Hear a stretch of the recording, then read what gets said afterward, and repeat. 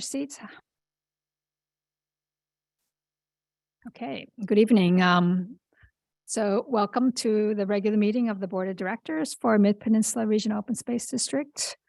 I'm Yoriko Kishimoto, President of the Board, and it is 7:04, and I'm calling this to order. And may I ask for roll call, please? Director Gleason. Here. Director Christine Tucker. Here. Director Riffle. Here. President Kishimoto. Yes. Director Holman. Here. Director Sear. Yes. Thank you. And Director Margaret McNiven is absent today. Thank you. Okay, thank you very much. Okay, so I believe this is the last board meeting that I'm going to read these rules. The rules are changing as of next month. But for this evening, we have a hybrid meeting, and let me just review the procedures. It's being held in accordance with AB 361, which allows teleconference meetings during proclaimed emergencies. This meeting, the public may provide oral comments in person, through the internet, or on the phone. During the members of the public who wish to comment during the meeting should submit the public comment form, which is available here in the boardroom or on the district website if you're attending remotely. Written comments may also be submitted. They will be distributed to the board of directors and appropriate staff, but they will not be read into the record. So board members and staff who are not attending the meeting in person will be participating on the Zoom online meetings as panelists. Members of the public may be present in the boardroom or via Zoom. Members of the public attending on Zoom will be able to hear and see our presentations, but they will not be able to unmute themselves or share their screens. And during the public comment period, the district clerk will call on members of the public individually, and they will be able to address the board for up to 3 minutes. Okay, and I guess that's pretty much it. We came out of closed session, and we took no reportable action. So, so this is the time on the agenda for items not on the agenda for oral communications. And do we have any public comments, District Clerk? Yes, we do. Caitlin Moraes. I'll just get my screen ready. 1 second. Okay.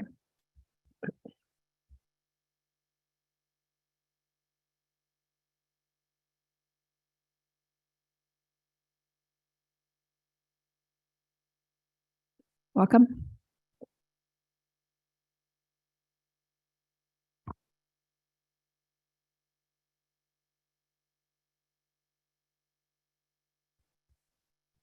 Good evening, directors. I did the math, and the explanation that the board does quarterly evaluations for executive staff doesn't add up.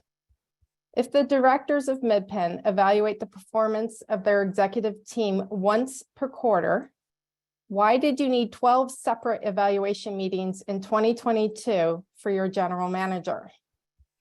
You evaluate your general manager more frequently than any of the other executive staff members. In all of 2021, you had 6 general manager performance evaluations listed on your agendas. In 2022, you doubled this to 12. Why? In the first quarter of the current fiscal year, you held almost as many so-called performance evaluations for your general manager as you did for all of 2021. In the first quarter of this fiscal year, you met to evaluate your general manager on August 11th, August 16th, August 24th, September 14th, and September 28th. Those 5 closed session performance evaluations happened in the weeks leading up to and after the controversial August 24th meeting, during which you, the directors, decided to completely ignore public input and voted to approve a new concessionaire for the stables despite inconsistencies in MidPen's very clearly stated RFP requirements. So, in my opinion, there are only 2 possible reasons why you would need to meet that frequently to evaluate the performance of your general manager. You either feel the need to babysit your general manager because there are issues with how the staff member is doing her job, or you are using these closed session meetings to discuss controversial issues like the Bear Creek Stables concessionaire selection that you are legally required to discuss in open session. So my question to the directors sitting here is, are you violating the Brown Act, or are you hiding performance issues with your executive staff? Thank you. Thank you. That's the last one we have for today. or Okay. comments. All right, no other oral communication.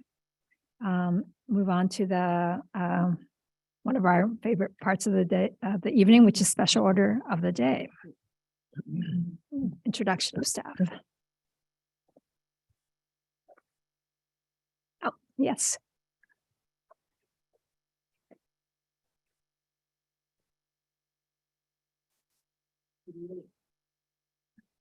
Good evening, President Kishimoto and members of the board.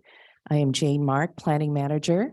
I am very excited about introducing our newest planner to the Planning Department, Ashley or Xinglu Mack, who identifies with the pronouns she, her. Ashley joined the Planning Department on February the 6th. She's worked as a planner, a landscape architect, project manager in the Bay Area for over 10 years. Her most recent position was the project manager at the Golden Gate National Parks Conservancy, working on a key project known as the Master Plan for Rancho Corral de Tierra. She led project teams, coordinated on community design and engagement, oversaw design consultants and construction on other conservancy projects. Prior to the Parks Conservancy, Ashley worked in private sector, architectural and planning firms on large-scale community planning, high-end resort, hotel development, park projects.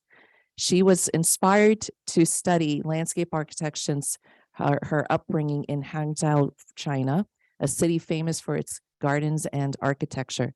She completed her bachelor's in landscape architecture from Hainan University in China. She also completed a master's in landscape architecture from Cornell University. Currently, Ashley lives in Oakland with her husband and her 2 canine friends. She's an avid outdoor enthusiast, spends a lot of time in the outdoors open space, whether it's backpacking or road cycling or snowboarding in the winter. So she brings experience in park planning, landscape architecture, and project management to Midpen. She is working right now on the Hawthorns area plan with senior planner Tina Hug and other planning assignments. So please join me, Ashley, come to the front and share a few words with our board. Welcome, Ashley. Thank you, Jane, for the warm welcome, and nice to meet you, everybody. My name is Ashley, pronounced she, her. And yeah, I'm just happy to be here, being part of the planning team with those talented folks at Midpen. And I'm looking forward to collaborate with all of you on Hawthorns and Bear Creek, North parking lots, and other projects in the future. Thank you. Great. Welcome. Okay. Yeah, Thank you. wonderful. Okay, all right, so on to the adoption of the agenda. May I have a motion to adopt the agenda? Director Sear, I move adoption of the agenda. Second. Okay, we have a motion and second. Roll call, please. Director Gleason, Yes. Director Christine Tucker, Yes. Director Whipple, Yes. President Kishimoto, Yes. Director Holman, Yes. Director Sear. Yes. Thank you. Motion passes 6-0. Thank you. Okay, we have 6 items on the consent calendar. Is there anybody on the board who wishes to pull an item or make a brief comment? And I don't see any, so I'll take a motion to pass the consent calendar. So moved. Okay, we have a motion and seconds. And roll call, please. Director Gleason, Yes. Director Christine Tucker, Yes. Director Whipple, Yes. President Kishimoto, Yes. Director Holman, Yes. Director Sear. Yes. Thank you. Motion passes 6-0. Okay, well, you guys are very efficient. All right, we have 2 items for board business. Though I think they will both be very interesting. The first is item number 7, Human Mountain Lion Interaction Study and Management Plan, Annual Update. And who are we?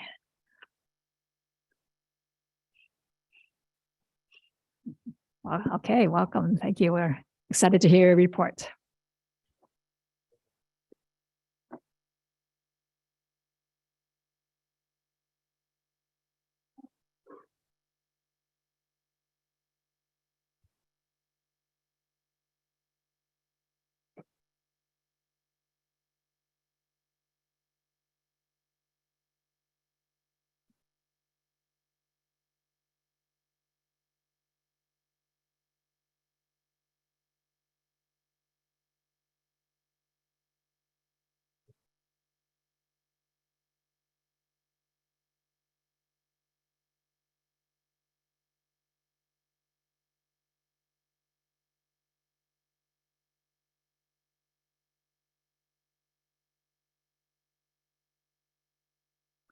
Excellent. Thank you.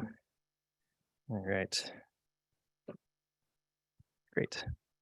Hello, President Kishimoto. Thank you. My name is Matt Sharp Cheney. I'm with the Natural Resources Department here at Midpen, and I'm the lead mammologist for the district. And I'm happy to be here today to introduce the topic of the Human and Mountain Lion Interaction Study, which just concluded year 2 of a 5-year-long study. So first off, just a reminder for members of the public and ourselves as well, that mountain lions play very important roles in our local ecosystem. They provide management of herbivores by consuming large numbers of deer, which is primarily what they eat here in the Santa Cruz Mountains. One adult mountain lion can eat up to 52 deer per year. And the carcasses that they cache also provide nutrients for soils and also scavenging opportunities for smaller wildlife species. They also play an essential role in helping to regulate tick populations by, again, reducing deer populations and limiting the movement of smaller animals that also transport ticks that carry Lyme disease. Midpen does a number of things to help conserve mountain lions in our region. Number one, first and foremost, habitat preservation. So our 70,000+ acres that we're getting up to now all provide really excellent mountain lion habitat. Also habitat connectivity. So our Highway 17 wildlife crossing work and work to support other connectivity and wildlife crossings throughout the region are very essential for mountain lions that have highly fragmented populations and are suffering in our region from poor genetic diversity. We also support legislation, including legislation regarding rodenticide use, which has a large impact on mountain lions and other wildlife. And we have also supported the listing evaluation for listing mountain lions as threatened under the California Endangered Species Act, of which they are currently a candidate species, which gives them the protections as if they were a fully listed species while they're being evaluated. And then one of the other important things we do is just dealing with human and mountain lion conflict management. So that's something that I play a large role in, as well as the other members of the wildlife team, Julie Anderson and Karine Tokatlian. I'll talk a little bit about how we deal with the human element of the human and mountain lion interaction side. And then we'll get into the research that we have ongoing currently. All right, so just to give us some background on some of the education and outreach that we do, we have held Mountain Lion Awareness Week campaign outreach events at Rancho San Antonio in the past. This was pre-pandemic, and we were planning on holding additional such outreach events in the future, where we interact with the public as they come onto the preserve and let them know about how to be safe in mountain lion habitat. We also have informational signage at all trailheads that anybody who's used our preserves is, I'm sure, very familiar with, letting people know to back away slowly if they see a mountain lion on the trail, make a lot of noise, keep children close, etc. We maintain a web page with information about mountain lions, including any up-to-date information on preserve closures or any interactions with mountain lions in the public that necessitate some attention from the public. And we've held virtual live events such as this Coexisting with Cougars event, which reached over 380 people and to date has around 2,100 views. We also adjust trail access in response to mountain lion activities. So if a lion is exhibiting unusual behavior, we may consider closing trails. Sometimes lions are exhibiting strange behavior because maybe they have a kill site nearby, and we want to give them time to consume whatever they've taken, and give them space to do that. Other times there may be cubs in an area. So again, we want to give the mother lion a chance to move out of the area, maybe move cubs to a different denning site and give them space to do so. And of course, in more extreme circumstances, we look at closing entire preserves, which we have done in the past in response to more extreme behavior from mountain lions, including threats to humans. So human behavior, of course, is only one side of the equation. If we look at this map, which our GIS team put together, this is basically showing from June of 2010 to June of 2020, 10-year period, the number of in-person mountain lion observations district-wide that came in. And we see some interesting things going on here. In particular, Rancho San Antonio appears to be a definite hotspot for mountain lion observations and interactions with the public. So when we see something like this, it brings up a lot of questions. Number one, does this mean that mountain lions are acting differently in this context, in a preserve that gets a lot of public use? Are there more mountain lions in this preserve than in other locations? Is there more prey available? Things like that. And those are questions that we hope to answer with this ongoing study. Luckily, lion attacks on humans are exceptionally rare. Since Cal Department of Fish and Wildlife has kept track of this since 1986, there have been 23 confirmed attacks in the state of California, most of which were non-fatal for the people that were involved. But in almost all of these instances, the response from California Department of Fish and Wildlife to protect the public is to apprehend, find the lion, and euthanize the lion in the to the benefit of public safety. 2 of the confirmed attacks since 1986 have occurred on Midpen properties, and the most recent attack, which took place in February off of Teenage Creek Road, was not on Midpen property, but adjacent to a Midpen preserve. So some of the work that we're doing associated with this study necessitates the potential for preserve closures to keep the public separate from ongoing research activities so that the research can be completed safely and effectively. If you're a frequent user of our preserves, you may have noticed the signage that we have displayed here. Basically, this goes up when we believe we're going to be going out and doing some behavioral modification research, which we'll get into a little bit more later. But I wanted to thank our members of Visitor Services and Public Affairs for all of the work that they've done in getting this signage out and effectively communicating these closures so that we've been able to successfully achieve our goals with minimal impacts to preserve users.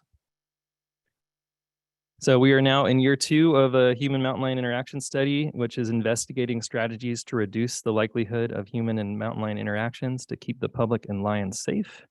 And from here, I want to introduce John Morgan from the UCSC Santa Cruz Puma Project to provide additional details on this groundbreaking research. John is a 4th-year PhD student with UC Santa Cruz, advised by Chris Wilmers, and a researcher for the Santa Cruz Puma Project.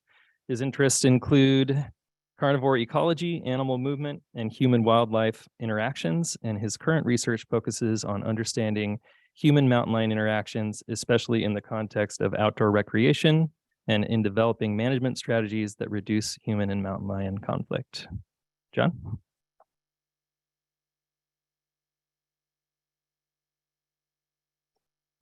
Hi, everybody. Thanks so much for being here. I'm excited to be here and to share some updates on what we've been working on over the past few years. So as Matt said, we're a little over 2 years now into this 5-year study. And today I want to give sort of a brief overview of our year 2 updates. So that is going to correspond to the 2022 calendar year. And before we get into some of those updates, I wanted to sort of reiterate some of the overall project objectives. And one of the primary objectives is simply to understand human mountain lion interactions, particularly in the context of recreation activity. So thinking about how outdoor recreation is affecting mountain lion behavior. And then ultimately, we want to use this data and use our results to help inform a management plan that has the potential to reduce human mountain lion conflict in the study area. And so when we started this study a little over 2 years ago, we came up with these 4 primary objectives. And within each of these objectives, there's a few sub-objectives or sort of subcategories of target goals that we want to address. But for today, I want to focus sort of broadly on these 4 overall objectives. And in particular, I want to focus on these last 2, so numbers 3 and 4.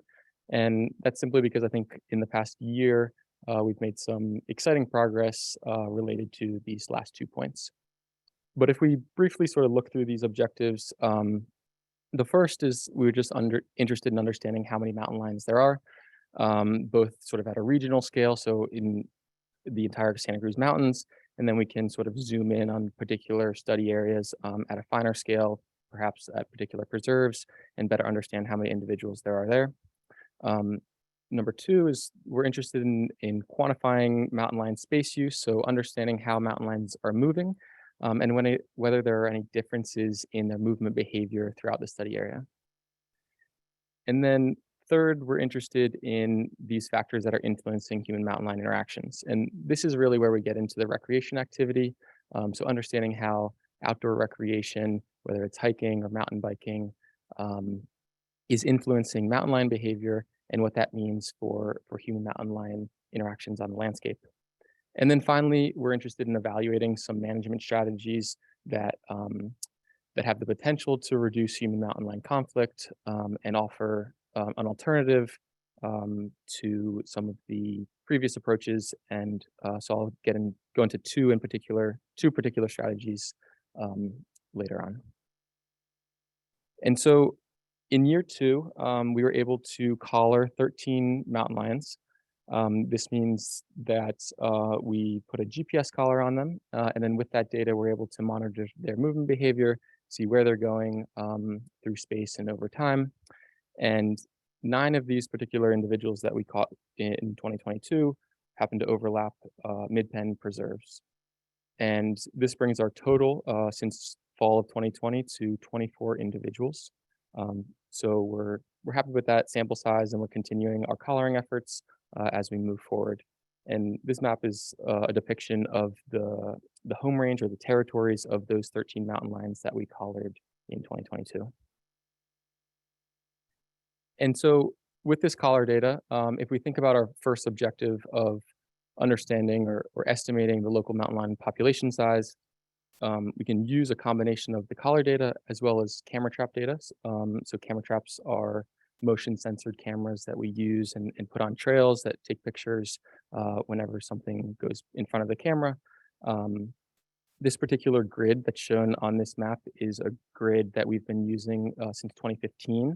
And every year, right around this time of year, so late winter, early spring, we put out these cameras. They're all approximately 4 kilometers apart. And it's the combination of the collar data and the camera data that's going to allow us to come up with an estimate of mountain lion density for the entire Santa Cruz Mountains. And so that density estimate is going to provide a number.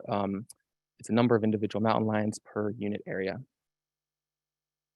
And what we can then do is we can zoom in on particular areas. So here is Rancho San Antonio, and we can compare our estimate that we might have using the density estimate at the regional scale to a more localized, a finer spatial scale. So in Rancho, there's also a camera grid set up that Kareen and Matt and a lot of the Mid-Pen folks have done a great job of establishing and maintaining. And using those camera data, we can come up with an abundance estimate for this particular preserve. And then we can compare how does that abundance estimate compare to what we might predict using our regional density estimate that we would come up with from the previous slide. And then, so the question is, do they compare Are there more mountain lions in this particular preserve? Are there fewer than we might predict? And then we can ask why. So are there habitat features or anthropogenic factors that might be influencing the number of mountain lions on this particular landscape? And so in addition to this abundance estimate or this density estimate, we can also think about space use. And this is, again, using the collar data. One particular metric of space use that's often used is home range. So a home range is simply a mountain lion's territory. And so because mountain lions are territorial species, that means they defend this home range. That's where they perform all their daily activities, whether it's feeding, resting, reproducing. And so using the spatial data or the GPS data, we can come up with an area estimate for how much space each particular mountain lion is using. So here in this particular figure, we're showing the minimum convex polygon. And all that means is that we're taking all the GPS locations. In this particular instance, we're using 95% of those data points. So we're removing the 5% of the outliers, and we're drawing a line around those points to come up with a simple polygon, and then we're estimating the area. So if we take the 24 individuals that we've collared to date on this project and average the home ranges both for males and females, we come up with approximately 36 square miles for males and 18 square miles for females. And as we move ahead, we want to continue to do these sorts of analyses. But this minimum convex polygon is a fairly coarse way of looking at things, and there are other statistical techniques that we can use that are a little bit more accurate in estimating the actual home range size of each individual. So as we move into year 3, that's our plan to sort of do those extra home range analyses. And then we can ask questions like, are mountain lions that overlap mid-pen preserves, are they using more space or less space than other mountain lions in the study area? Also, we can ask, how do mountain lions differ in space use, whether they're in more urban environments versus rural environments, and really start to understand the space use requirements of these individuals. And so now I want to sort of transition into this third objective. This is one that I'm particularly excited about because it's an especially unique data set that we've been able to get access to. And so here we're interested in understanding how recreation activity is influencing mountain lion behavior. And in order to quantify recreation activity, we've been able to have access to this Strava data set. And so Strava is a fitness-based, cell phone-based fitness application. So it's something you download on your phone, and then recreationists can track their activity, whether it's a hike or a bike ride, and they can log that activity, see how far they've gone, how fast they went, things like that. And so if you have this app and it's set to be public, then the data goes to Strava. They sort of clean the data, take away any personally identifying information, they aggregate it, and then they provide us with that data set. And so what that leaves us with is an estimate of the number of Strava users on any particular trail in the study area at multiple timescales. So the finest timescale is an hourly timescale. So what this data ultimately shows is the number of Strava users at a particular hour on any given trail in all 3 counties, so Santa Cruz, Santa Clara, or San Mateo County. And so we're really excited about this because it allows us to ask these questions about how does recreation affect mountain lion behavior, and it really gets at sort of a fine spatial and temporal scale of how many recreationists are there on the landscape. We have access to this data for the previous 5 years. And then, like I said, it's from hourly to all the way up to yearly timescale. So we can ask how many users were there in a particular area at a given hour or in a given year. And then in terms of this last bullet point here, one of the things we're interested in is whether mountain lions are habituating to people. And so we can compare the sort of the movement patterns of mountain lions that are exposed to really high numbers of people or higher numbers of recreationists to those that are exposed to fewer recreationists, and see if their movement patterns differ. And with that, we can sort of understand, are mountain lions becoming accustomed to people or not? And so the other neat thing about the Strava data is that we can sort of take a look at general trends in recreation over time. And so in these two figures, the top one is showing just the number of total yearly Strava trips, as they call them, over the past 5 years. And so you can see there's a general trend in increasing Strava use over the past 5 years, particularly between 2019 and 2021, which might be interesting or what we might predict given the COVID-19 and sort of a resurgence in interest in outdoor recreation. We can also sort of zoom in and look within a year and say, okay, well, over the past 5 years, if we average each month, then how does recreation change throughout the year? And again, we see this spike in sort of the late spring, early summer. That's also what we might predict just given weather patterns. And so the previous slide sort of shows the different temporal scales at which we can look at recreation. We can also change the spatial scale at which we're looking at it. So those were trends for the entire Santa Cruz Mountains study area.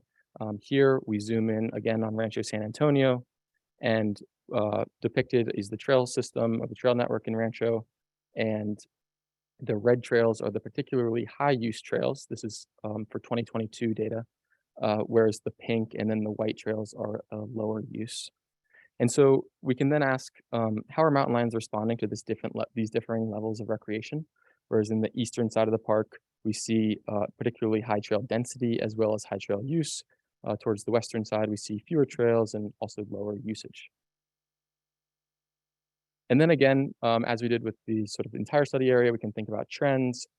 How is the number of Strava users changing in Rancho over time? We see a pretty strong increase again, especially from 2019 to 2021. And then we can look within a given year and say, when do we see peak times of recreation within a year within this particular preserve? And we see that there's a spike in the midsummer and then lower levels of recreation use in the winter. Now, one thing that's a little bit tricky with these data is that you have to disentangle whether these trends are indicative of increasing recreation over time, in that there's more people outside using the trails, or is it that more people, the same number of people are out there, but more people are using the app, Strava. So we're working to sort of disentangle those two components, and partially of how we're going to be able to do this is using the camera data. So again, here is shown the camera grid that's set up in Rancho, and using these data, we can compare the estimates of usage based on camera data to those estimates derived from Strava data. We can say, well, what percentage of users are using Strava on a given day or on a given year? And from that, we can get a more accurate estimate of the actual number of people on a given trail. One other thing I'll note with these data is that we're currently sort of in the processing stage where we have we have a lot of data so far, but with each picture we have to go through and say what's actually in the photo. So we have to say whether it's a mountain lion or a raccoon or a fox, and so that ends up being a lot of work for having thousands and thousands of photos. And so to help us with that, we've been able to offer some undergraduate internship opportunities. And so we've been excited to sort of give these opportunities to students to work with camera trap data, sort of understand the research process. And at the same time, it helps us to process the data more quickly and to sort of achieve some of our objectives a little bit in a more timely fashion. All right, now I want to transition into our fourth objective, and that is evaluating the potential of alternative management strategies to help reduce human mountain lion conflict. And so the first of these strategies that we're evaluating is behavior modification. And behavior modification refers to exposing an individual to a negative stimulus, particularly an individual that's engaged in that unwanted behavior. So in our case, a mountain lion coming close to people or hanging out close to trails would be the unwanted behavior. We can then expose that individual to a negative stimulus. In our case, we're using paintball markers. And the idea is to have that individual associate the negative experience with that particular behavior so as to deter that behavior in the future or have that occur less frequently. And so we've started this. We've treated 3 different individuals. And we're sort of in the process of, well, We haven't started to analyze those data, so we're hoping to have more individuals to have a larger data set. And then as we move into year 3, we're going to begin the analysis phase and see whether this is an effective way to keep mountain lions a little bit farther away from people and reduce the potential for conflict. The second technique that we're evaluating has to do with shaded fuel breaks. And so these are areas where the understory of a forest has been thinned. And the primary goal of this is to reduce the potential for intense wildfires. But there's sort of a secondary effect that these might have, and that is making the habitat a little bit less favorable for mountain lions. So by thinning the understory, it creates less cover, and mountain lions feel a little bit less comfortable in those environments. So mountain lions want to have a lot of cover. They want to feel like they can't be seen, and that tends to be where they spend more time. So we're working with both Midpen and both with CAL FIRE to map some of these already established fuel break areas, both current and historic fuel breaks.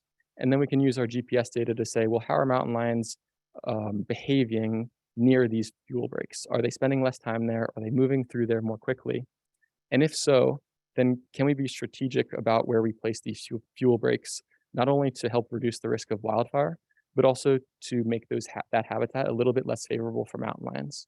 So for example, if we think about putting a fuel break near a particularly popular trail, then that might be enough to help reduce the potential for conflict, because a mountain lion doesn't really want to spend time in this thin understory.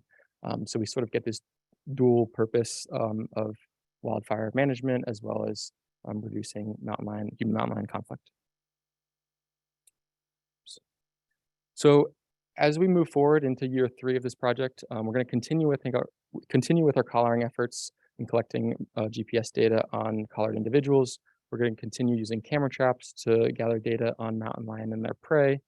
And we're especially excited to start integrating some of the recreation data that we've gathered from Strava into models of animal movement to really understand how recreation is impacting mountain lion movement. We're also planning to continue with our behavioral modification work.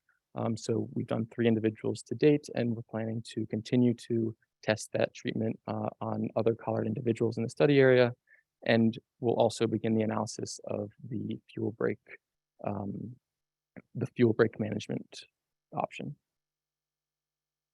And finally, I want to just say one more time that we're excited to use these results to develop a human mountain lion interaction management plan. So as we get closer to years 4 and 5, the idea is that we'll be able to use these data, use our results to come up with a framework for how to manage open spaces in a way that allows for both recreation opportunities, but also a viable mountain lion population that has a lower risk of human mountain lion conflict. So with that, I want to say thank you. Thank you for having me, and thank you for funding this research. And I'm happy to take any questions. Okay, well, fantastic. It's very, very, very exciting. Okay, so I'm going to go to see if there are questions from my fellow board members, and then I see there are quite a few people online as well. So if there are members of the public who wish to speak or please fill out the form on the website. And yeah, maybe District Clerk, do you want to put that? Okay, okay. Let's see, Director Holman, you had your hand up. I believe Director Riffle was before me. Oh. Thank you. I do have some questions, and I like to understand things, so bear with me here. So a couple of pretty straightforward questions. Have there been any injuries to mountain lions in the collaring process? No, and so we're up to, since the project began in 2008, we're up to over 130 individuals that we've collared, and we've never had an injury or a mortality during that collaring process. And I'll also add that after collaring, we also monitor pretty closely their movement behavior. And these individuals seem to not be affected by the collars in that they're still reproducing, they're making kills, and they're living into a natural lifespan that we would expect with a uncollared individual. Good news, thank you. Mhm. I have another question, which may sound odd, but have you noticed when you recollar, are there any effects from having the collar on? And the reason I ask it is because I wear a Fitbit, but I've lately been wearing it in my pocket because I have had an effect on my skin. Have you noticed anything like that with mountain lions? Because it's basically the same kind of technology, except it's larger. Yeah, it's a good question. We do take a close look at their body condition at both the initial collaring event and the recollar event. And we don't notice that there's any sort of irritation or any negative effect of that collar or on their skin. We tend to leave enough room around the collar so there is some movement, but we also like it snug enough so that it doesn't get hung up on anything as they're moving through the environment. But we are careful to always assess body condition, and then during the recollar events, we're able to compare, well, how's their weight changed? Are there any significant changes in their health over time? Okay, all right, great. This one is a more complicated question. Well, let me ask another one first. So I noticed of the ones that are in the report, and I thought I read somewhere that the report was done last September, but then when I looked at it again this evening, I don't see it. So when was the report actually completed? The annual report, is that? Yeah, It should have been submitted in January of this year. okay, all right. I don't know Yep. where I got the September. I thought I'd read that somewhere earlier. So in the report, it says that there were, if I counted correctly, there were 11 males and 15 females that have been collared. It's on the table that's in here. Is that, or is it too small of a sample to determine if that's kind of like the relative proportion of male, female? Or do we know what a Yeah. typical proportion of male, female is in a particular range? So I think I don't have a good idea in our study area of the exact proportion.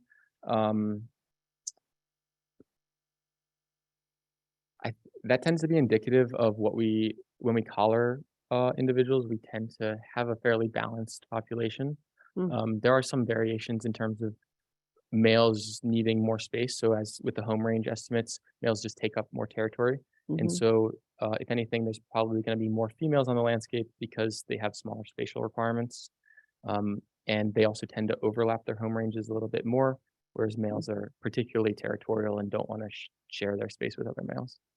Okay, all right, Mhm. great, thank you. My harder question is, I couldn't help but think this or wonder this. I shouldn't say think, but wonder this when I was reading through this. When we're creating trails and we're creating fire breaks, are we on a scale doing the same thing that urban development is doing? Are we limiting mountain lion range and migration routes and habitat?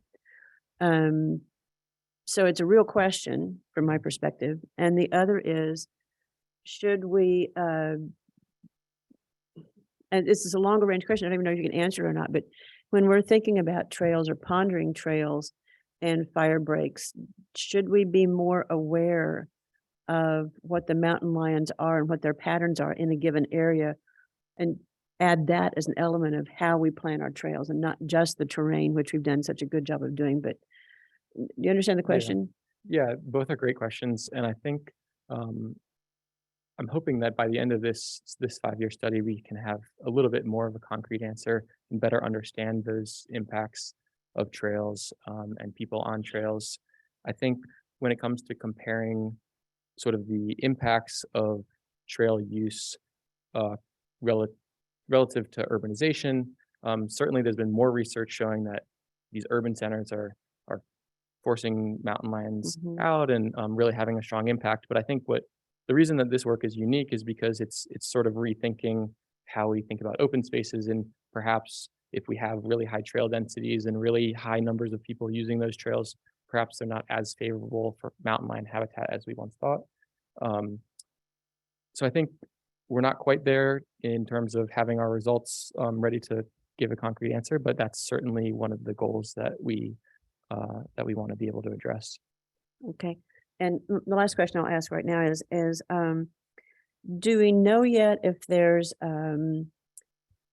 if we're able to change a mountain lion's habit, if we're treating them, quote unquote, treating them, once they are shunned away from a particular area, do they stay away from that area, or do they like, "Oh, okay, not now, but at nighttime, there aren't people on the trail, so I'll go back at nighttime," or what do we know about the efficacy on a 24-hour day basis? Or is it like once they're out of an area, they just stay out? Yeah, so certainly before we think about the treatments of the behavioral conditioning, there's definitely this temporal segregation where mountain lions tend to avoid high human use areas during the day, and then recognize that at night that risk relaxes and they can use those trails a little bit more freely. So they're definitely able to use that sort of temporal separation to avoid risk during the day and then sort of regain more habitat at night. In terms of how long these treatments might last, that's something that we're hoping to answer in the coming years. So I think really it will determine how effective these strategies might be. So if a mountain lion is deterred from that particular trail for just a day, maybe it's not really an effective strategy. If they tend to stay away for several days or for several weeks, maybe that does help. And then in terms of the even longer term effects, we're not quite sure, but I would imagine it's somewhere in that intermediate scale where they are able to be deterred for a particular period of time, but we're not quite sure yet what that time is, and it's something that we'll hopefully have an answer for in the next few years. And Yeah. Thanks, Director Holman. Again, Matt Sharp Cheney at the Natural Resources Department. Great job, John. I just wanted to jump in briefly on this one and emphasize that while we're doing the behavioral modification work, I'm not sure if this was mentioned during the presentation, but we are playing audio of human voices. And the idea there is to reinforce that human voices are something that mountain lions should hopefully want to avoid. Our end goal is not to necessarily drive a mountain lion away from a trail and keep it away from that particular location where we've done the behavioral modification. We want instead for them to just be more prone to avoid human voices in general. So just wanted to add that. that would be much preferred. It was in the report. So Yes. yeah, Okay. thank you for that. Appreciate it. Okay, thank you. So yeah, I have Director Riffle, or yes, Director Gleason first. Okay. And then I see a hand from Director Christian Tucker after. Okay, great, thanks. Thank you, John. This has been really helpful. Thank you, John. This has been really, really helpful. Just a couple questions. 36 square miles, I believe that's what it was. That seems a lot lower than what I've read in other areas. I've heard like 100. And is that indicative just of the population that we're dealing with is because we're so constrained that they can deal with a smaller area like that? Yeah, I think that is certainly one potential answer. I think a lot of it probably has to do, with just the overall space that is available, the number of people on the landscape, the sort of the prey availability in the area. And also it's still a relatively small sample size for those numbers. Right. So it, as we increase our numbers, it may change a little bit. But certainly some of these anthropogenic effects and environmental factors are potentially constraining space use and changing Okay. home range size. Did that surprise you when you saw that, or was that, no, that sounds about right? I don't think so. Particularly like comparing it with the male female, like seeing Yeah. that males are Right. almost double, that Right. is pretty typical. Right. Okay. My other question is there any way to discern the type of trail user? So, you talked about hikers and bikers. Well, we've got dog walkers and horse riders as well, and just the different impacts that each of them have. I know that may be way too granular, but that's No, something that we're going to have to think about. Yeah, I think that's definitely something to be thinking about. With the that particular Strava data set, we can separate bikes from pedestrians. Right. So I think that will be interesting, sort of to get more insight into the effects of biking versus pedestrian use. I think thinking about whether dogs are present, group size, the level of sound that people are making, all of these things are important and certainly going to sort of affect the response that mountain lions have. And they're a little bit harder to quantify. Certainly with some of the camera data, we can get at a little bit of that. But I think it's area for future research and certainly important. Great. Yeah. I'm sorry, just two last questions that I have. So we've had now 2 years worth of data. Are there any ahas so far about maybe how we can start using the data, or are you saying, you know what, let's wait for the 5 years before we come up with what we can actually do with this? I'm kind of, as staff knows, I'm kind of impatient on stuff like this and would love. So what can we do with this so far?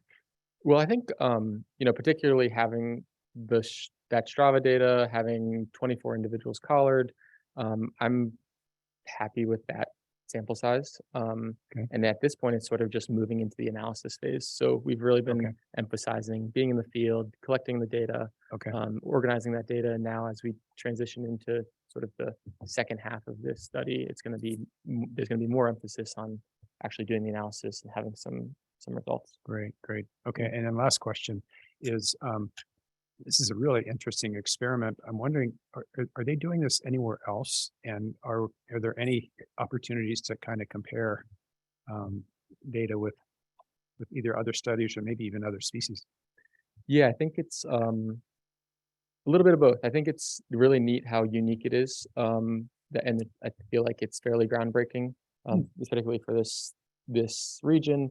But there's certainly other studies doing some similar things. So with the behavioral modification work, there's some researchers in Washington State that are doing similar work. And we've been in touch with them, and they sort of they helped guide our protocols. So they're also using this idea of exposing an individual, and they're working with mountain lions as well. So exposing mountain lions to human voice, and then having them experience this negative stimulus and seeing whether or not they change their reaction to people. And then it's been done a little bit with other species, particularly bears is often a frequently cited example in some of the national parks. And that's been centered around sort of like campgrounds. Right.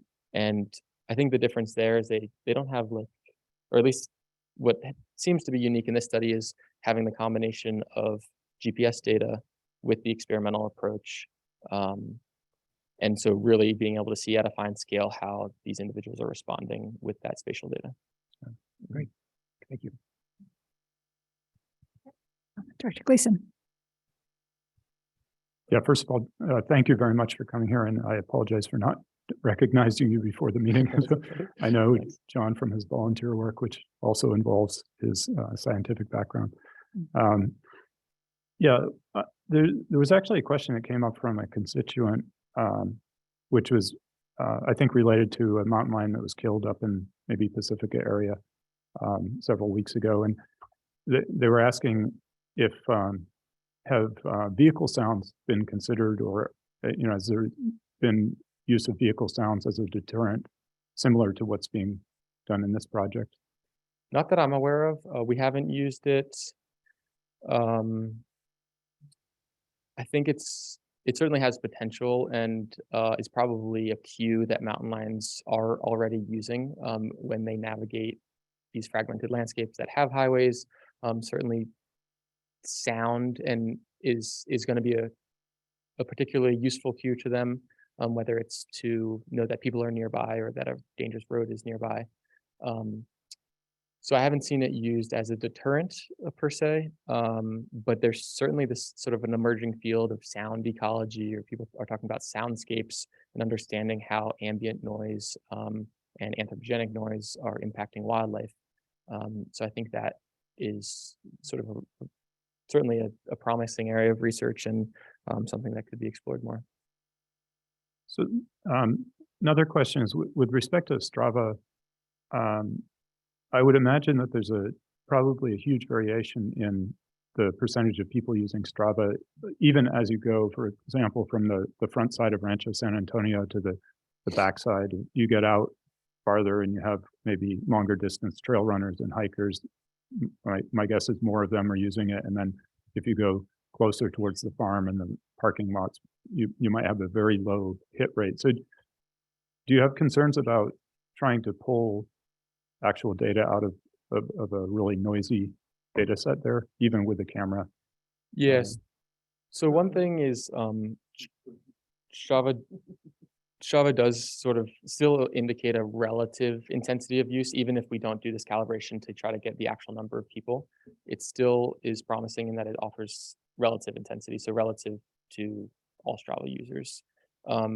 That's sort of the first thing. And then if we do sort of attempt to make this calibration and convert it from Strava numbers to actual users, what we're looking at is probably multiple calibrations. So like you said, there's going to be, amongst different demographics, whether it's hikers versus mountain bikers, there's probably going to be a different proportion of users using Strava.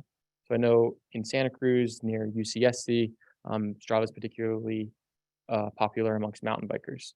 So the proportion of mountain bikers in some of those heavily used mountain biking trails is probably fairly high, whereas the proportion of Strava users in sort of maybe a pedestrian only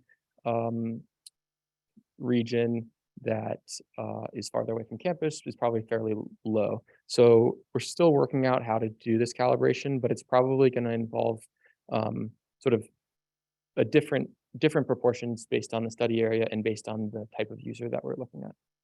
Mm-hmm.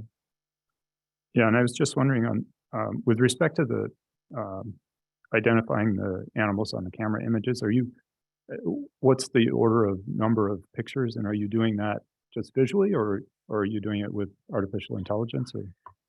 So it's really high is the number, in the tens of thousands of photos, if not higher.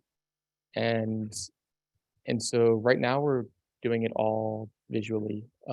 We are using, for the Rancho San Antonio cameras, we're using Wildlife Insights, which is a cloud-based platform that does have an AI built in.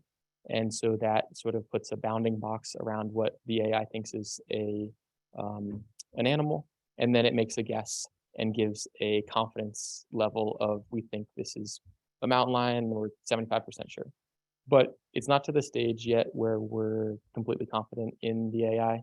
So we're still going through manually and confirming, yes, it's a mountain lion, or no, it's not a mountain lion, sort of training that. One thing that is really nice with that particular platform is you can separate out blanks from non-blanks. And so that is a little bit more advanced and a little bit more accurate than saying this is a mountain lion and this is a red fox. Okay, thank you very much. Okay, great. Director Kirsten Tucker. Yes, thank you. Well, Director Gleason actually asked both of the questions that I was going to ask, so I appreciate that. I'm really actually interested in that concept of using motor vehicle sounds as an aversion technique.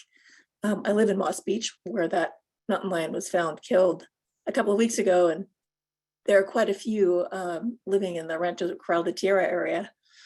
So certainly of importance to me. But I just wanted to say thank you to you, John, for this research. Both the breadth and the granularity gives me a sense of confidence that we will be able to protect the lions and perhaps also be able to blend human recreation with them in a way that's appropriate. So thank you. Thanks so much. And yeah, sure, certainly share that hope with you. So I'm excited about the research, and thanks for having me. Let's see. Okay, I have a couple questions. I guess one builds on one that Director Ruffo asked about.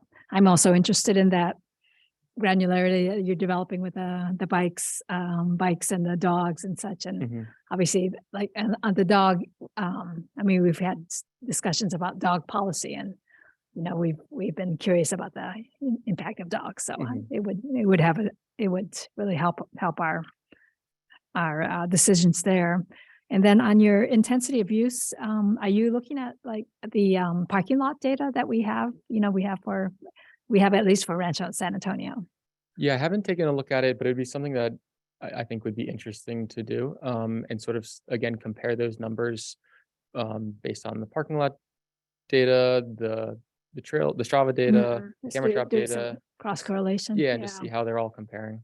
Yes. Okay. Good. I just want to make sure you knew about Thanks. that availability. Okay. And then this is kind of a basic question maybe, but so the males when they have their territories, do they just drive them out of the territory, or are they don't? Particularly other males, they'll drive out of the territory, and there'll be competition sort of over time as a male gets older. He might be forced out of his original territory by a younger male that's then more dominant, and then there tends to be more acceptance so they have females that overlap their male territories. But yeah, the males will either use sort of indirect methods, like they use scrapes and leave scent marks behind to sort of say this is my territory. But at times there's also direct conflict amongst males where they're vying for territory, and it comes to who's gonna I see. they're gonna fight it out and see. Yeah. Okay. Well, I'm sure we could talk hours about mountain lion and their behavior, but all right, sounds good. All right. Well, I'd like to go to the public. Are there any President public? Kishimoto, we do not have any public comments for this item. Oh, okay. Oh, I see.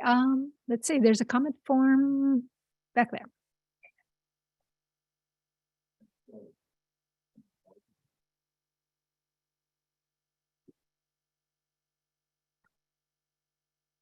While he's filling it out, can I ask a question? Yes. Yeah, well, our guest is filling out. I noticed in the data that there's some mountain lions, I think maybe one or two, that seem to be on both sides of Highway 17. And I was just wondering, is any indications of, okay, we might have a problem for that mountain lion survival? It makes us a little nervous to see, but I also think it's really interesting because it helps inform some of these corridors and underpasses or overpasses that there's been discussion about. And so, for example, with the Laurel Curve underpass, a lot of the decision regarding exactly where to put that was informed by the GPS data from collared mountain lions. And we're excited to see whether collared mountain lions are beginning to use that underpass. There's also been many cases of mountain lions crossing up by Lexington Reservoir. And so right now we have 2 collared individuals in Sierra Azul, one of which has crossed sort of right north of the reservoir there. And so really being able to see those behaviors and then go and look at, well, what features might make this particular part of the highway more enticing to cross. And then ultimately we'd like to help inform other crossing structures and corridors using that data. Great, thanks. Okay. Yeah, please come on up to the state podium.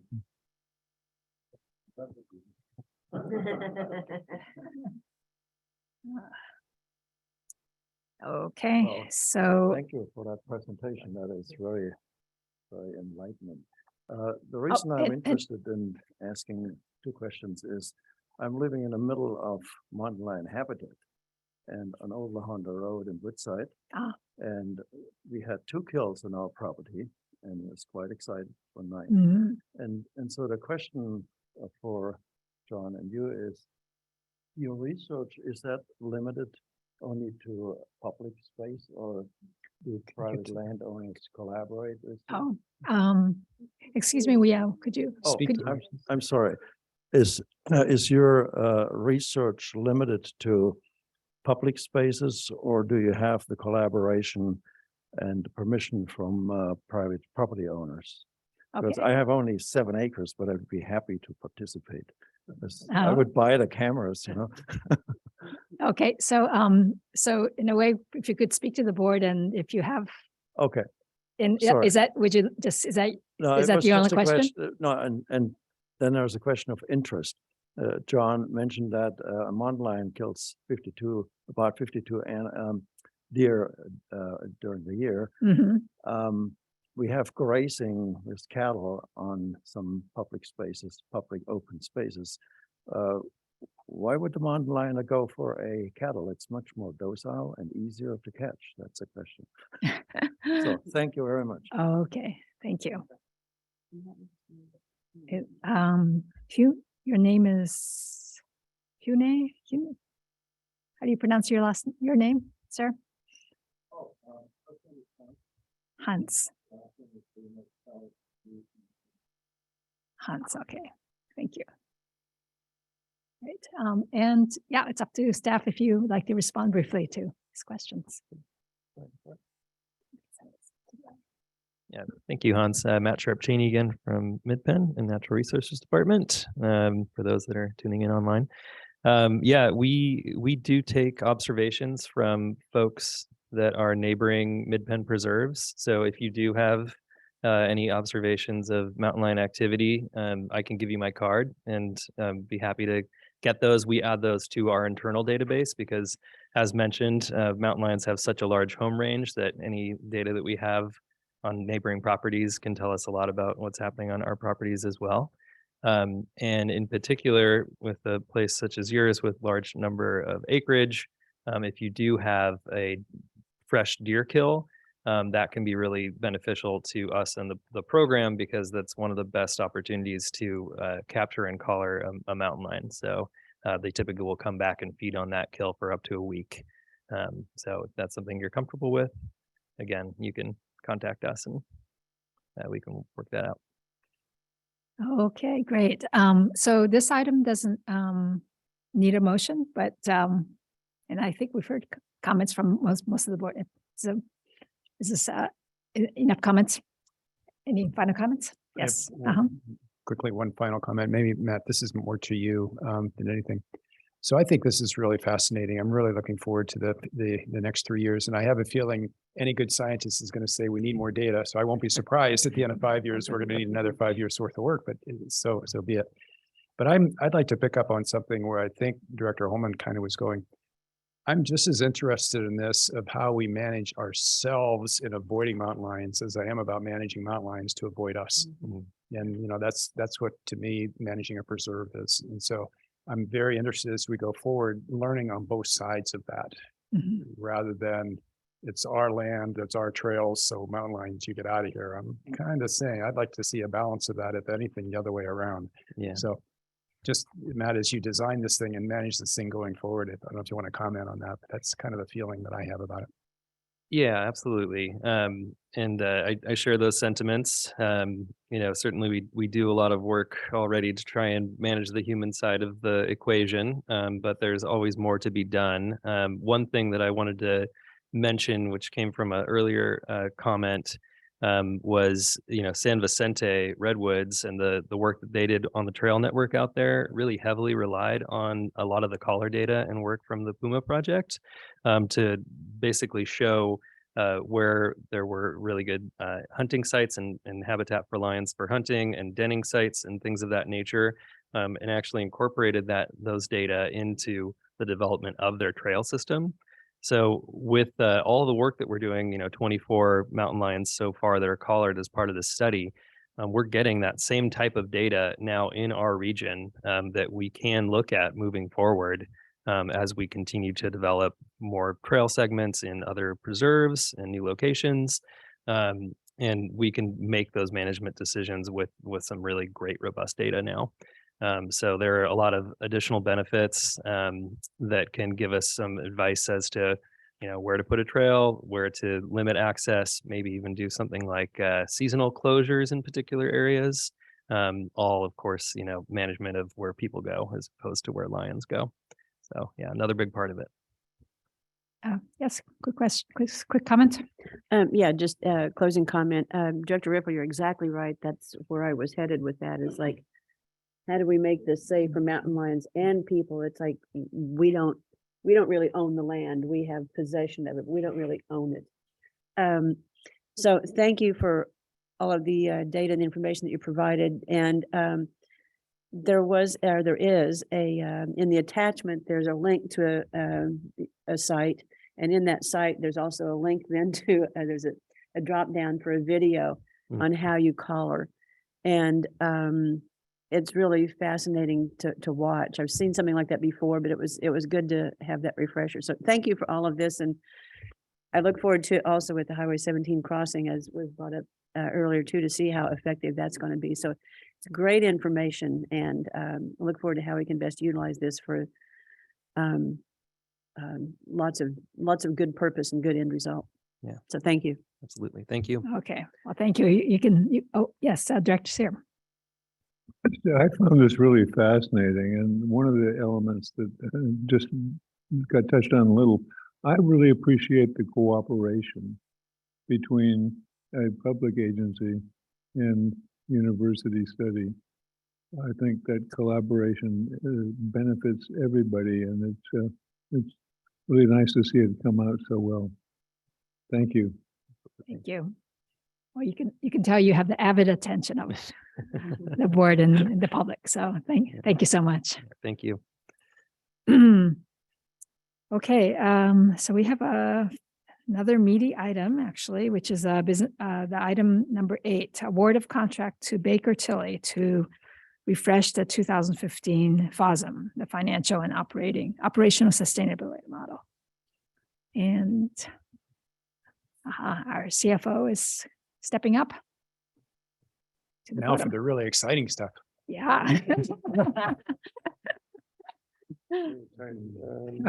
I get? How many mountain lions does it take to? That's right.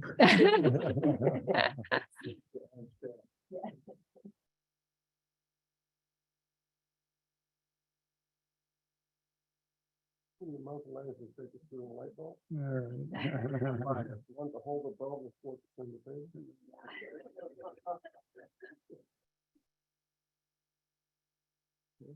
You just can't see any right, yeah. But you have to check. I just can't see any right now.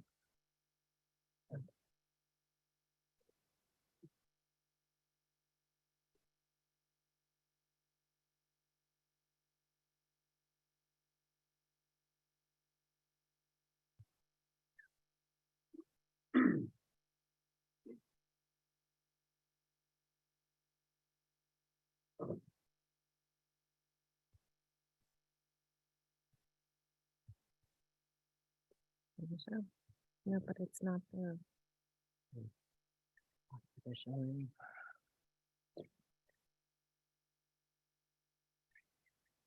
Isolation.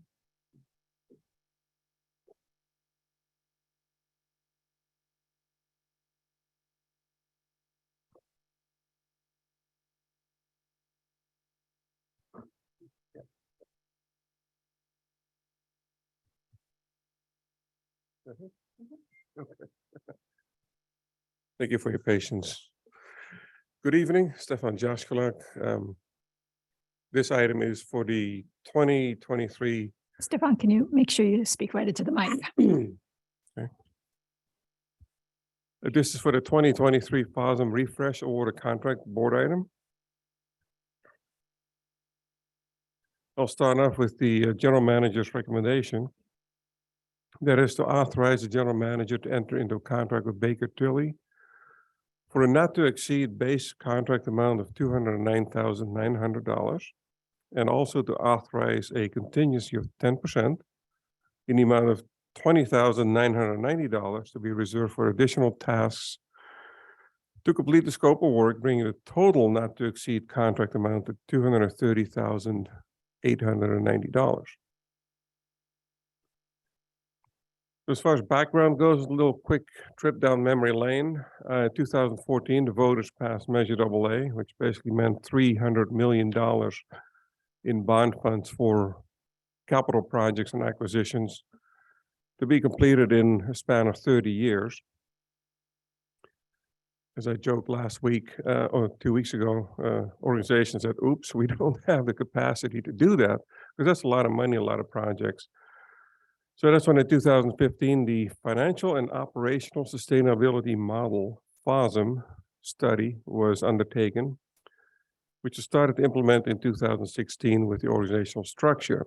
Some of the more notable implementation aspects of that was, for example, creation of the engineering and construction department, splitting operations into land and facilities and visitor services, and humbly speaking, also creating the administrative services business line and hiring me.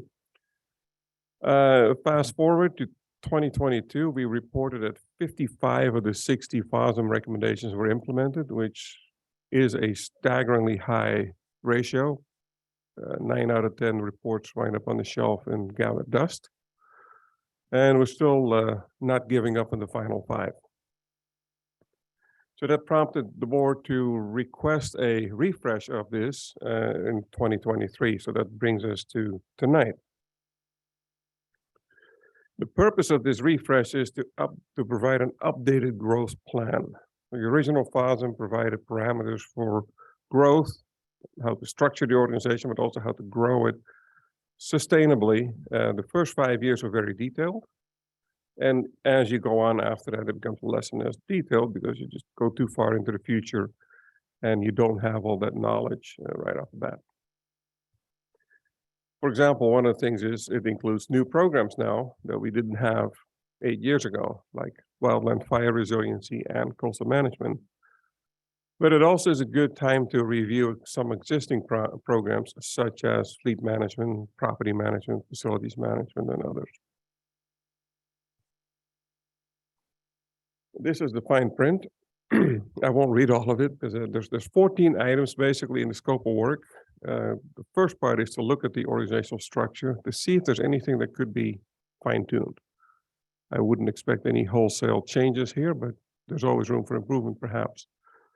Also to see if there's any existing positions that could be repurposed, review assumptions of the various plans like coastal management plan, docent volunteer management plan. You can also look, we'd also like to see if certain contracts should be insourced. For example, we have maintenance contracts right now. Well, should they be outsourced, remain outsourced, or could they be more efficiently insourced? Those are just some of the questions and some of the pieces of the scope of work.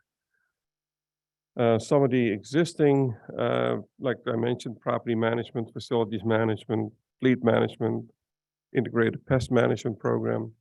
Let's evaluate those, see if they're still effective, efficient, if there could be improvements there. Look at the deployment of organizational resources across our geographic spread, and a large part of that is also our facilities. We know we have 3 main offices already, field offices, but we also need a coastal office. And there's the balance between them the way it should be. Maybe look at some composite metrics for the field staffs for the 3 different departments. And then, of course, one of the big items there is number 12, which is develop the staffing growth projections for the next 5, 10, and even 30 years. Again, knowing that the first 5 years is much easier.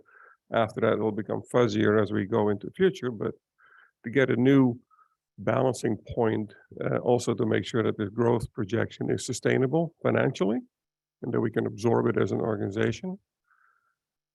And then let's look at the project delivery process that was also established back in 2016 and adjusted since then, but let's take another look at that.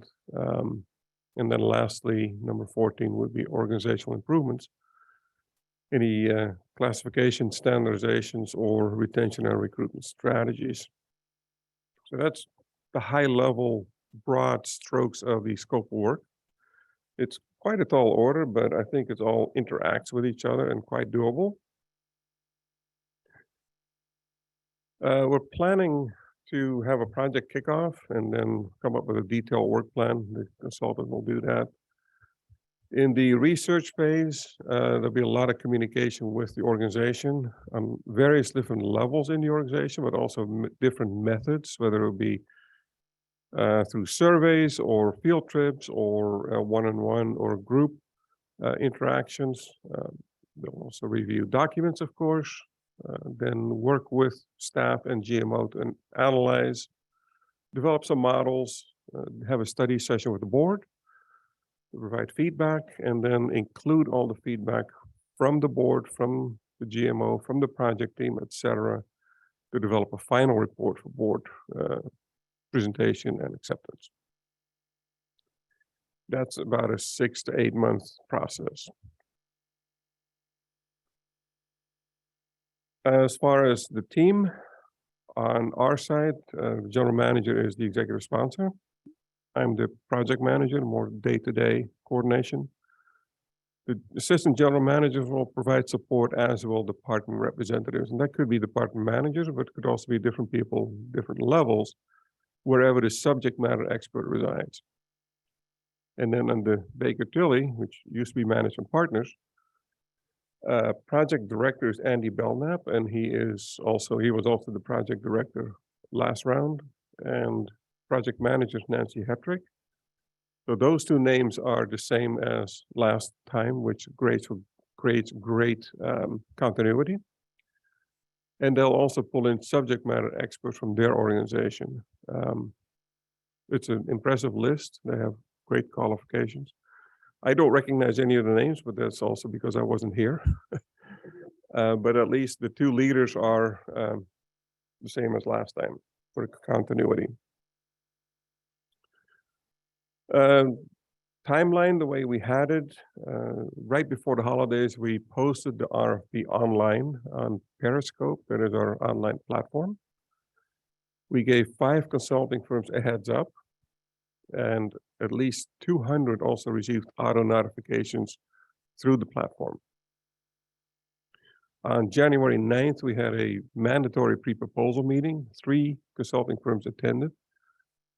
Those were included in the 5 that were alerted, and they were the same 3 that bid on the original study. And that was Management Partners, or Baker Tilly now, CPS Consulting, and LA Consulting.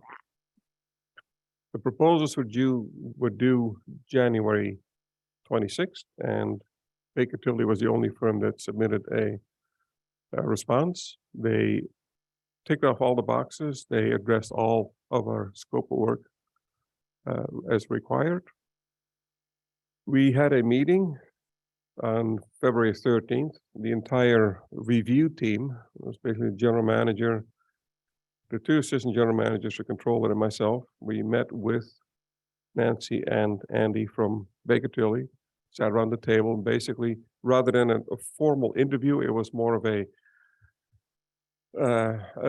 meet and greet, if you will, but just to make sure we're on the same page and that we have the same understanding. It's one thing to have it in writing, it's something different to talk about it and to make sure that you're all basically on the same page. That brings us to today to request an award of contract by the board. We'll probably use the rest of this month and March to execute the contract, then have the kickoff, with the goal to, by September, to have initial actionable items, recommendations, not the final report necessarily, but at least some actionable items that we can already start to implement and or include in the FY24 budget. And I emptied the room again, sorry. Sorry, that's a running joke between Director Riffle and myself, because we had a ABC meeting. I think one time the room was packed, and I start and I turn around, the room's empty.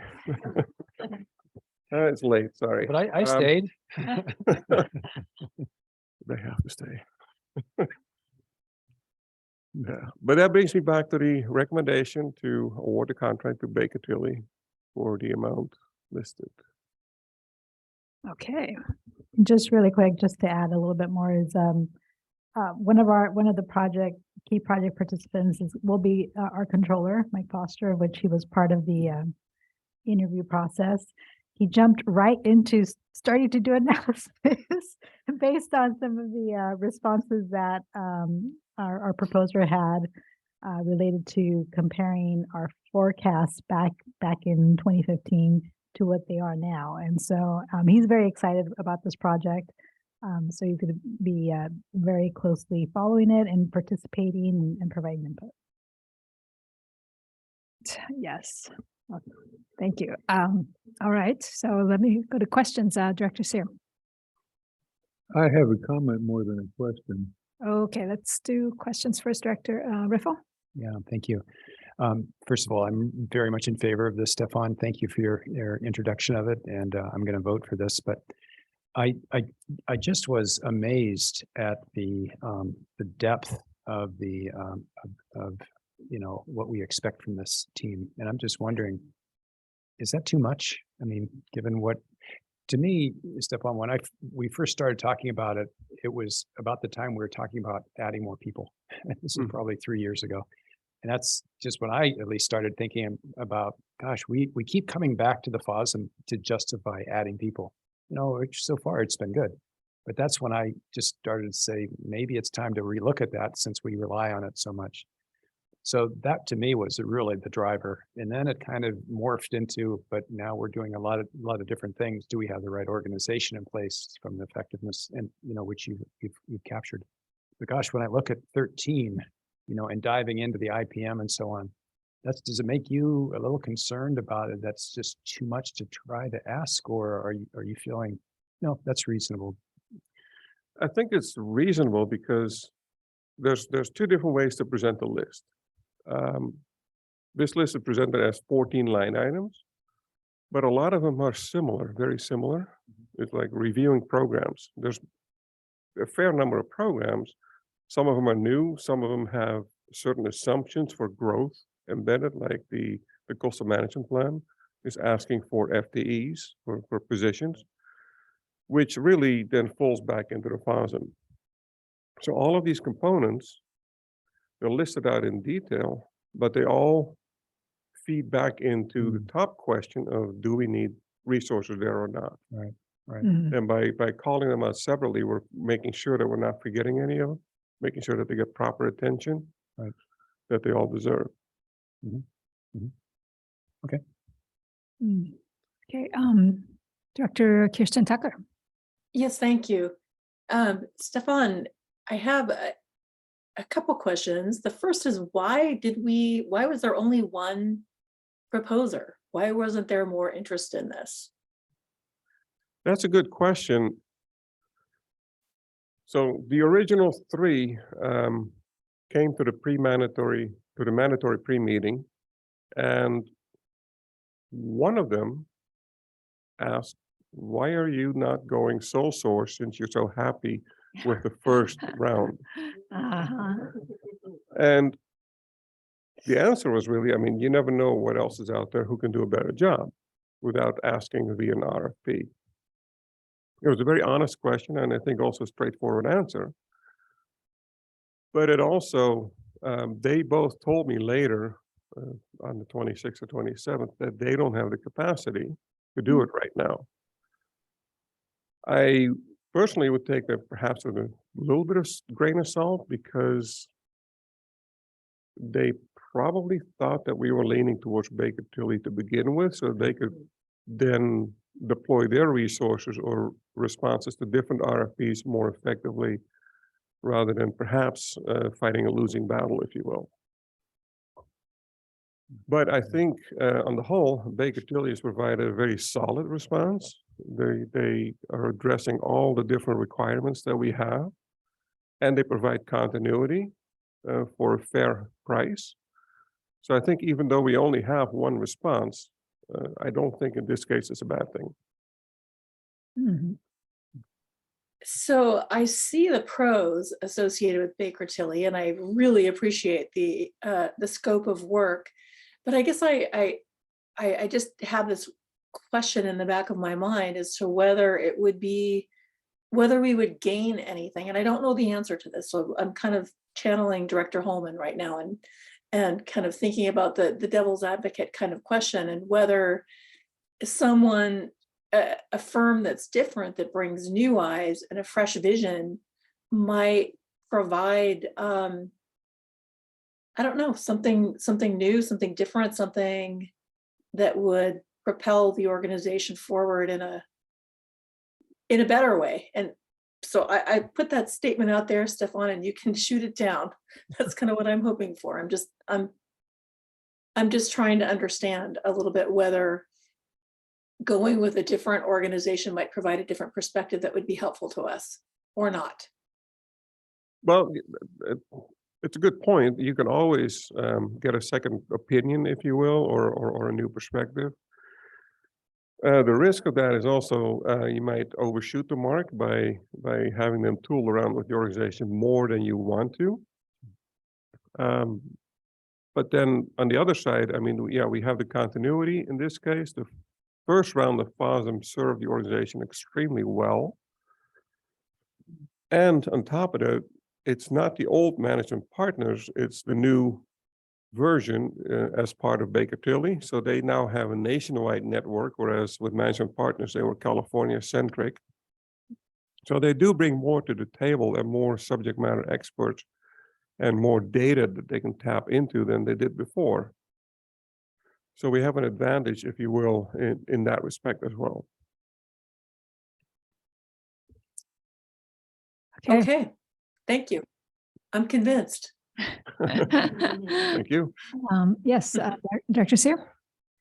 Yeah, I was very impressed with the vetting of the project proposers. I was a little startled that, you know, out of the three, one of them didn't bother to return something and the other one did everything except bother to say how much. Which I thought was pretty instructive. But even after that point, I thought staff did a very careful job of saying, okay, we only have one. Is there a problem here? And then doing a lot of further background and this, and before bringing this recommendation to us, I feel very confident that the Tilly and Baker Tilly was thoroughly vetted and will, I think, do another excellent job for it. Okay, yes, is this a question or more comment? I was going to comment on Director Christine Tucker's comment. Yeah, okay, go ahead. Yeah, just to that point, I wonder if something similar could be accomplished just by working with this vendor. But I think I read that the same individuals would be involved. And is that on the lead, the project director and the project manager are the same. However, a lot of the subject matter experts are not, if not most or all. Like I said, I don't recognize the names because I wasn't part of the first effort. I see. Okay. But they are able now to tap into a nationwide network, which helps. Yeah. I was just wondering if, you know, perhaps working with them to make sure that different voices and ideas are brought in could accomplish a lot of what Director Christine Tucker was looking for. Certainly. Okay, great. Are there any public comments on this, District Clerk? President Kishimoto, we do not have any comments for this item. All right, so we can continue with comments or questions, really. So, Director Holman. Great, thank you. I guess I'll share the enthusiasm of others that I'm so glad we're doing this. Very excited about it. And very excited that our controller is very excited about it. Yeah. That's not a surprise, but really glad that that engagement is happening.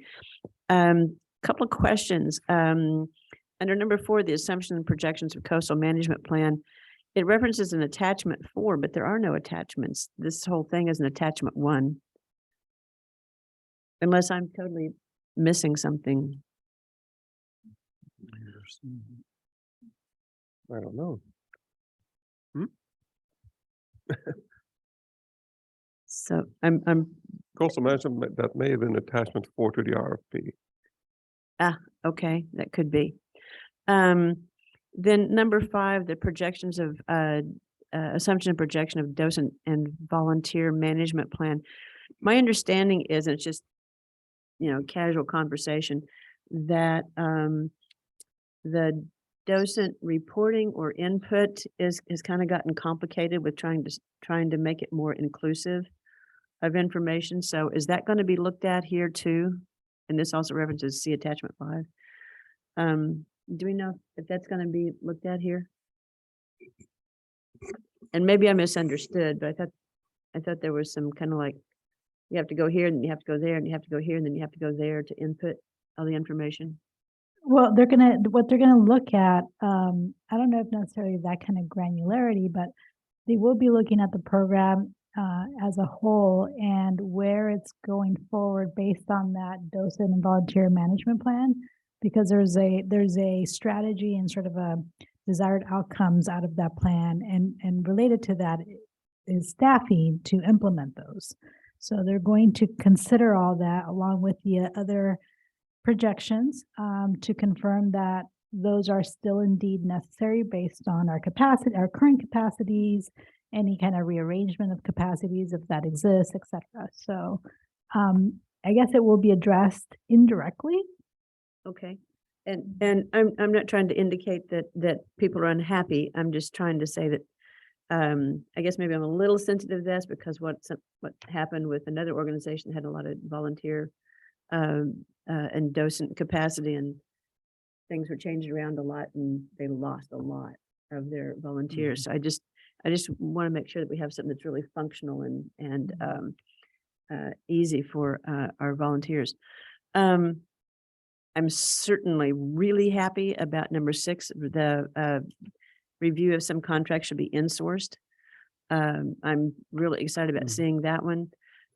Question about number 8, the evaluate property management, and the last sentence there says facilities management is limited to staff facilities and assisting the property management program. So that's all well and good. That's really good. But there's also this facility, and that doesn't seem to be included in that, about how this facility is being managed, maintained, and operated, because we have, rental sections here too. So it seems like that's not included here, and it would seem like it should be included here. Well, It's a big asset we have here. Oh, it's literally a huge asset. Yes. Absolutely. That is part of property management and facilities management. It may not be called out in exact detail. So we'll definitely look at that. Yeah, Yeah. it seems like it wouldn't address this, but maybe I'm not reading it with your experienced eye, but I just want to make sure it is covered. Right. We'll make sure that it's, Okay. that it's All right. covered, yeah. Other than that, I don't think I had any questions, just like really glad we're doing this again, and yeah, onward. Thank you. Director Kirsten Tucker, you had your hand up again? Yes, thank you. Director Holman just jogged my memory that I had another question. With respect to number 6, where it's review of certain contracts should be insourced. And I guess I wondered when I read that, should we also be looking at, are there areas where we should be outsourcing more aggressively in order to be more nimble as we move forward? So is that something that you would consider, Stefan, or that the consultants will consider? Well, that could be part of some of the review of some of the programs as well, like the rental properties, for example. I know we've looked at maybe outsourcing some of the management of some of the houses and the rentals. We're fairly nimble as it is, and some of that will come out with the organizational review as well. If we use quite a fair number of consultants, architects, engineers, et cetera, that are all outsourced. Line item number 6 is more geared towards maintenance of like plantings, for example, 5-year contracts to make sure that the plantings take, for example, should that be outsourced or should that be insourced? Because each year there'll be new developments, new projects that come online with new plantings that then again take another 5 years to be managed, maintained, reviewed, replanted, watered, et cetera. That's kind of the impetus of that line item. Yeah, the other thing I would add, Okay, I think this is Anna Ruiz, General go Manager. ahead. That line item number 6 was really thinking about maintenance needs and issues, because a lot of it is outsourced, but they result in very, very high contracts over a very long period of time. In number 9, we were thinking both outsourcing versus insourcing, and that's related to our IPM program and our wildland fire resiliency program.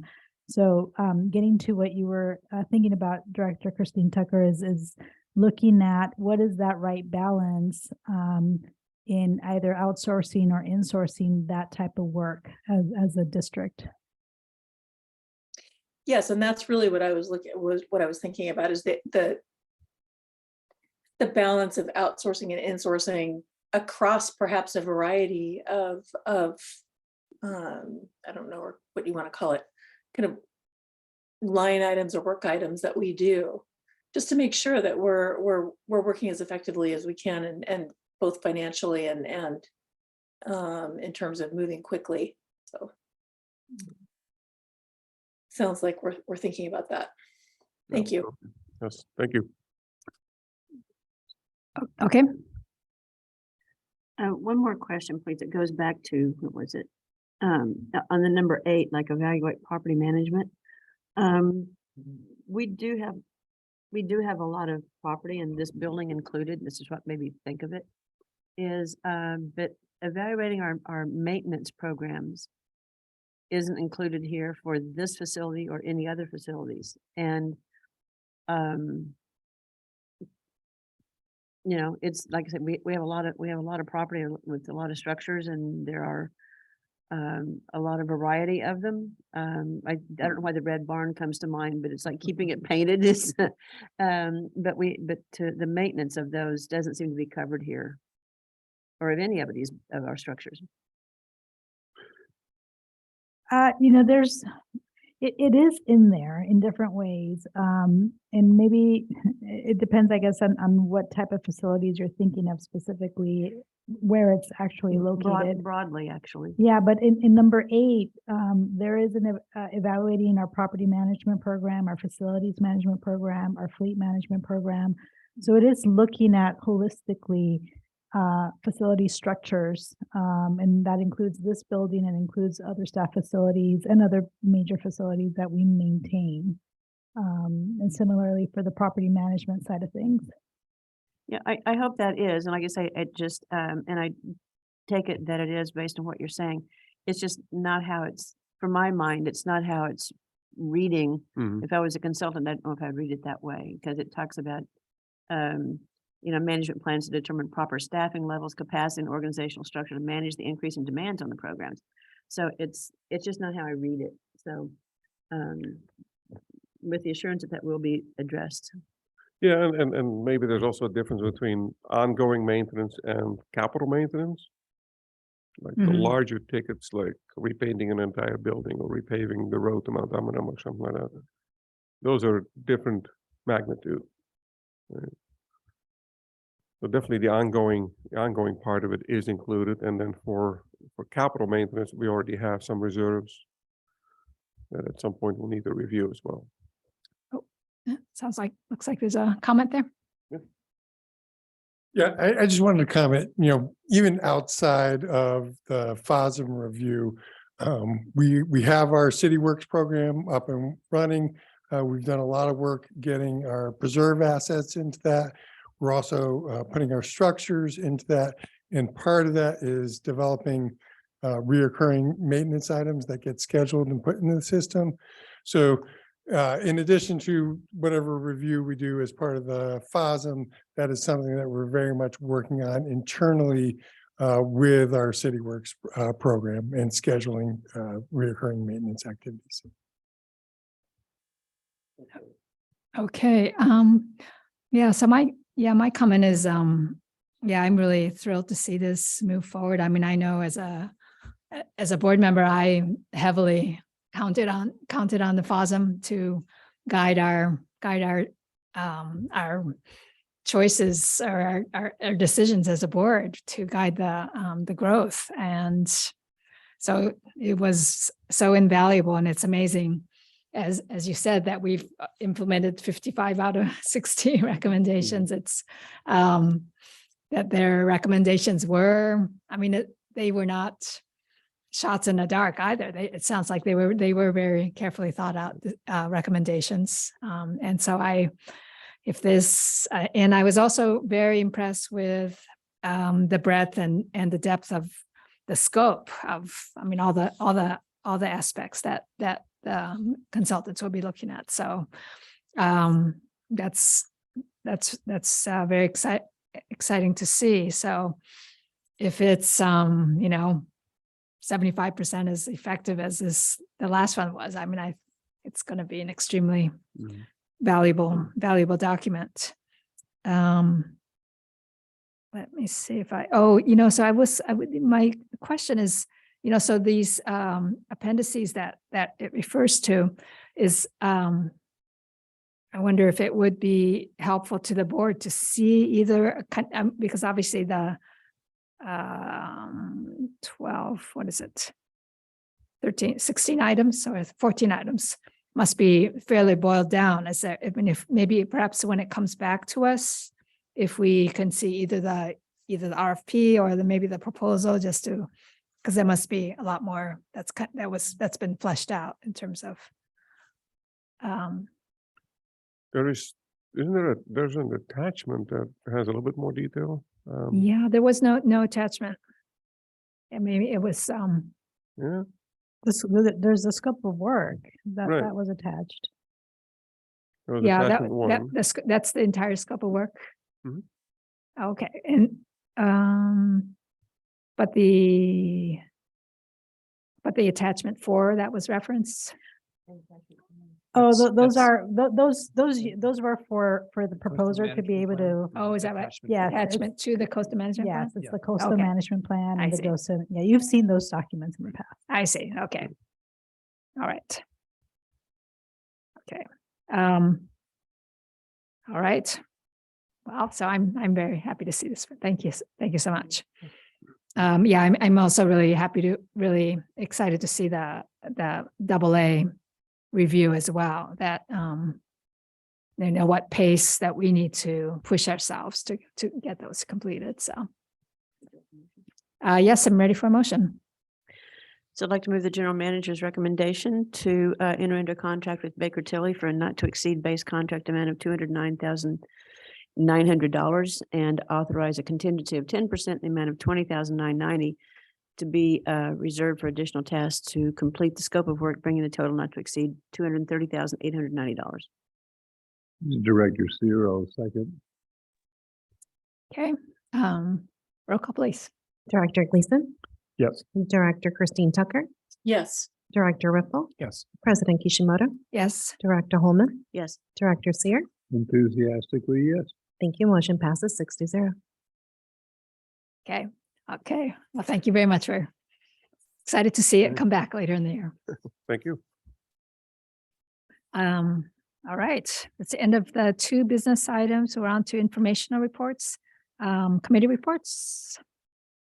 We do not have any committees that met as of today. Thank you. Okay. Actually, Director Kishimoto, I would like to report Ah. that the Ag Policy Ad Hoc Committee did meet yesterday. Okay. We had a great meeting, actually. That was Director McNiven and Director Riffle and myself.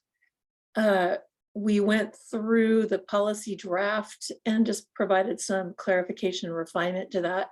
And I think staff is ready to take it on a big road show now, which I think will take probably a couple of months. So we look forward to bringing back results of that to you maybe in a few months. But it was a great meeting and I really appreciate my colleagues' input and the staff work that's gone into this thus far. Okay. Excellent. We're on to staff reports. Any staff reports? Okay. Director reports.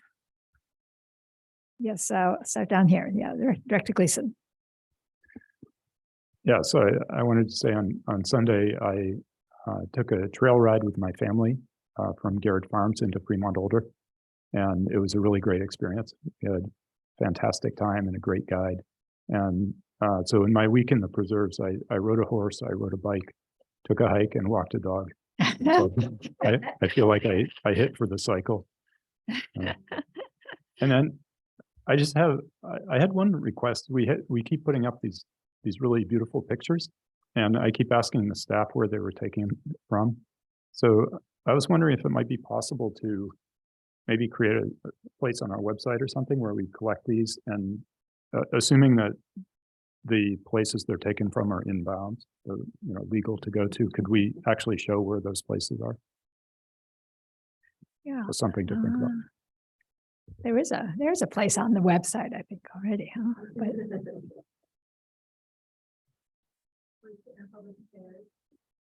Corey Skinner, Public Affairs Manager. Tell me more about what you're seeking. So for example, this picture we're looking at right now, I asked AGM Brian Malone earlier today, where's this taken from and where is it looking?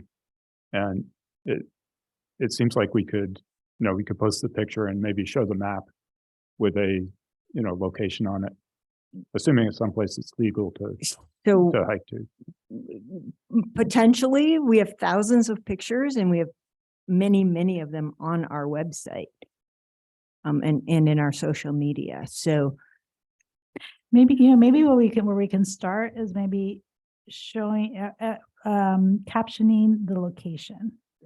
A map would be a bit of work to try to put something like that together, but maybe we could caption location of the pictures. The preserve that are on our website already. No, moving forward. Moving forward as you're putting them on in presentations. I was talking about generally the slides that we're seeing, particularly these slides that come up.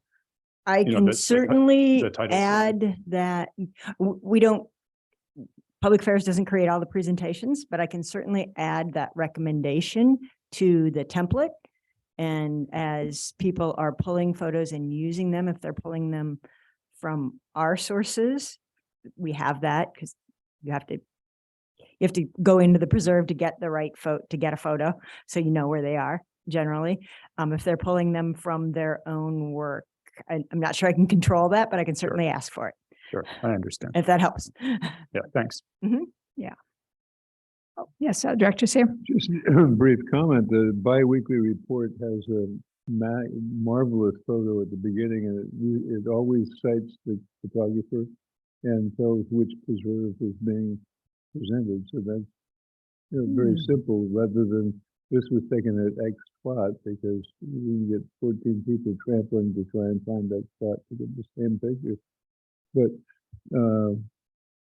those at least give you a couple of clues.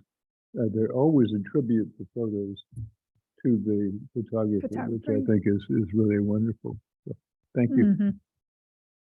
Yeah, actually, I remember in the old website there used to be quite a collection of photographs and somewhere, but I don't know if they got transferred over. Okay, but it sounds like moving forward. Well, yeah, at least get them typed. I'm not looking to create a huge amount of work. I just see these pictures come up. Yes. Okay. Any other director reports? Oh yes, Director Riffle. Yeah, great, thanks. So on the 9th, I had a chance to go up to Sacramento on the legislative lunch. I just want to acknowledge all the work that went into that. So thank you, staff, for creating that opportunity. On the 10th, I want to acknowledge the great work that went into the Parisima Redwoods tour that I think all of us took at one point during that week or prior to that week. Again, a lot of work, but gosh, it's so nice to get out onto the preserve. So thank you for allowing us to do that. On the 17th, I attended the Joint Silicon Valley State of the Valley Conference, and that report is available for download, but found it sobering. And let's see, and I just wanted to thank Anna and Zoe and Yoriko for the creating the great board retreat that we had on the 16th. I thought that was a really good use of our time. So thanks for all of the effort that you put into that, and to the guests that we had that joined us. Okay, great. I'll go last. So anybody over here? Oh, just because they're gone. Yeah, the tour on the 10th at Parisima. I don't know how staff managed it, but the weather was gorgeous. So I know your magic, but that was really fantastic magic. Maybe Susanna's still back there. I can't see. Yes, she is. So maybe it was Susanna that brought it. it is a lot of work to put those on, and I agree absolutely that anytime we get the opportunity or make an opportunity or make a reason for us to get out there, there's nothing like knowing what you're talking about and knowing about in an informed way what you're considering than seeing the land, seeing the actual physically where you are thinking of putting something, doing something, not doing something, why we aren't doing something. It's just, visiting the land in those situations is just the most valuable thing probably we can do. So thank you. Thank you, Susanna. Yes, thank you, everybody. Let's see. So I also went to did you have any? Okay. So I also went to the Sacramento trip and loved the Prisma field trip, of course.